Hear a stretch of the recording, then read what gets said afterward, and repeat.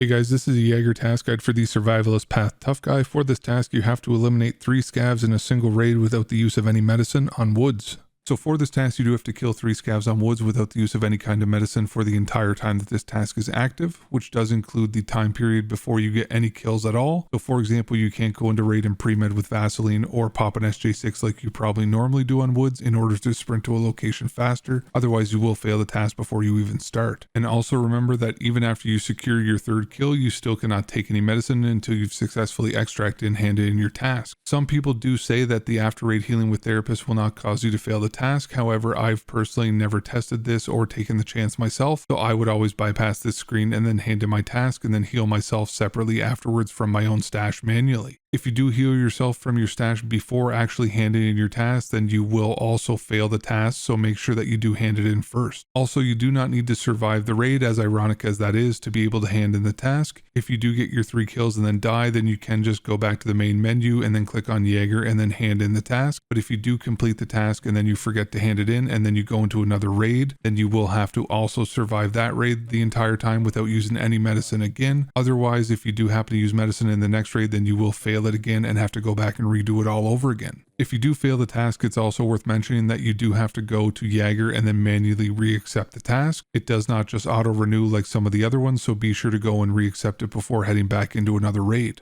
And so for this task, I do recommend using something that will help you to keep some distance from the scavs, like a sniper with a scope or a marksman rifle or an AR, just basically anything with a good scope, so that you don't risk taking some fire and then getting a heavy bleed early into the raid, because basically you will not survive if you end up getting a heavy bleed early on where you're far away from the extract. Also, the other thing for you to remember is that while trying to do this task, if you already have 2 or all 3 of your kills, then you will probably want to avoid running into players and be extra passive, because while fighting PMCs, the risk of taking damage that will require medicine to correct is going to be much higher. So oftentimes, unless somebody's standing still or looking the other way, I will try to avoid a fight if possible, just so that I can complete the task without dying. If something happens where you have to take medicine to either survive, or if you just forget and muscle memory takes over and you pre-med before crossing over an open field, don't worry about it. You can just focus on any of the other tasks that you have for woods at that time, and then you can re-accept the task from Jaeger and then run it back and try again in the next one. And I will also show you guys 2 different routes that I take when I am coming to woods with the intention of killing scavs.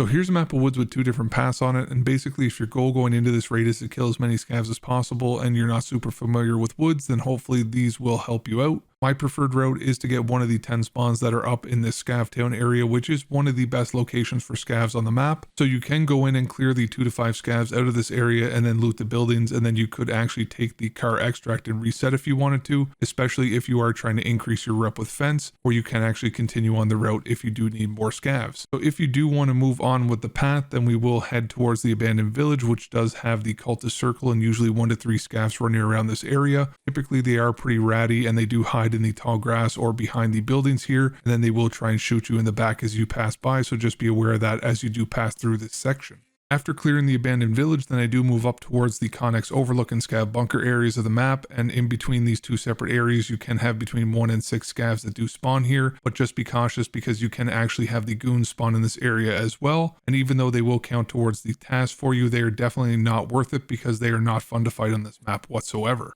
One tip that I will say is that as you see me heading towards the scav bunker, I do typically throw a grenade or a flashbang towards the area so that I can listen for voice lines from any AI that are in the vicinity, and that just allows me to know approximately where I should be looking for the scavs, as well as how many of them are going to be there waiting for me as I make my way up into the scav bunker area. It will also give me the voice lines of the goons if they do happen to have spawned here, so I can at least be a little bit prepared for my imminent death. And it can also be a good idea for you to go down into the actual bunker, since there can be a scav that's sitting in the far back room sometimes, and then you will also have a gold spawn that you can check for while you are down there. After clearing this area, you can stop and loot up at the USEC camps, or you can just bypass these areas altogether and then just continue on the path towards the checkpoint area, where I will typically see between 1 and 3 different scavs that spawn here, as well as the potential for a colored labs keycard that spawns inside the USV on the center console, and you can check that as you are moving through the area. This checkpoint area as well as the next area are also going to be great for long distance scav kills for tasks such as the Tarkov shooter line, so keep that in mind for your upcoming tasks, dailies, or weeklies. So after clearing the checkpoint, we will make our way towards the ZB14 extract and then the scav house areas where you will typically find between 2 and 8 different scavs that can spawn here, especially if you do add in the attachment cabin area where you will frequently find between 1 and 2 different scavs roaming around the shack. And like I mentioned before, the scav house is an excellent area for long distance shots on scavs, but these scavs can oftentimes be annoyingly accurate,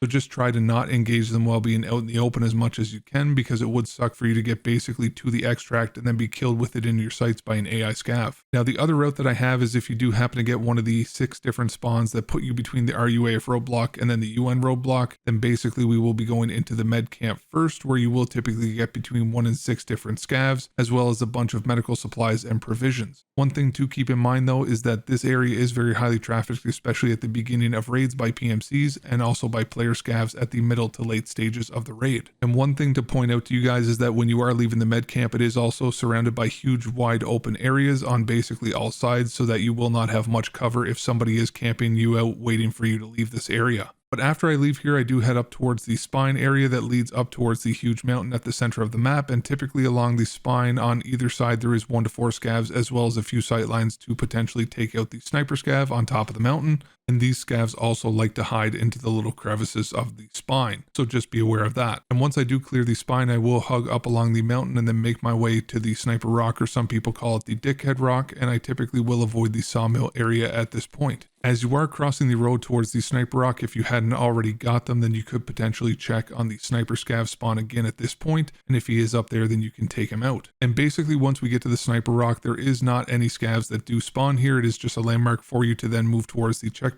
area and then onwards towards ZB14 and then the scav house on your way to outskirts, just like the previous path. And then you can just extract and then reset and come back if you need to. And just so you guys know, one of the worst possible scenarios is that you get one of the 8 spawns that are close to the scav house in the outskirts area. Basically 80% of the time that you do spawn on woods, you will have the outskirts extract, but if you do get one of these spawns, then you will have the UN or RUAF roadblock extracts, and it will realistically cut down on the amount of scavs that you can potentially come across by probably half. But if you do happen to get that spawn, then you can just flip the route and follow whatever path that you want, and hopefully you get a decent amount of scavs that do spawn for you and that you don't run into a bunch that have been already killed. So hopefully you guys found this guide useful and it did help you to complete this task. Thank you guys so much for stopping by and watching the video, and if you're still here at the end of it, I definitely appreciate you, and have a fantastic rest of your day. So what you're seeing on the screen right now is just a couple of my different social links in case you guys wanted to connect more easily. I am primarily streaming on Twitch now multiple nights a week, so if you do want to connect with me or my community, that would probably be the easiest way to do so. And if you do come over to the Twitch and you want to join the Discord community, then just type